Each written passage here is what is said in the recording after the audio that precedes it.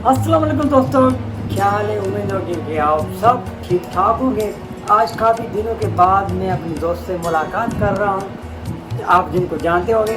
अस्सलाम वालेकुम नेमत भाई। वालेकुम सलाम भाई कैसे हो? ठीक हो? ठीक हूँ अमन, आप सुनाए। ठीक ठीक। हाँ, 6 बजे जाते क्या हैं। कर रहे हो? नाखून काट रहा हूँ जानी। अबे अभी टाइम कितना है? मोबाइल देखा।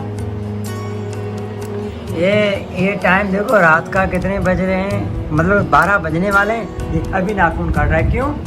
भाई टाइम नहीं मिल रहा। सुबह को 6 बजे उठते हैं, जाते हैं कंपनी, हाँ अच्छा, 9 ये बजे बात। वापस आते हैं। अच्छा, रात को।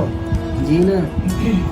तो ये है कि मतलब कराची की ज़िंदगी, ये देखो बंदा रात को 12 बजे मतलब नाखून अपने काट रहा है। ये बड़े हो गए हैं, टाइम नहीं मिल रहा। अभी टाइम निकाला है, बहुत कीमती टाइम है मेरा। अच्छा, नाखूनों के लिए मतलब कीमती टाइम निकाला है। हाँ ना, हमारे को टाइम नहीं मिलता। अभी हमारे को सोने का टाइम है, हम नाखून काट रहे हैं। भाई ये होती है परदेश की ज़िंदगी, मतलब घर से दूर रहने की।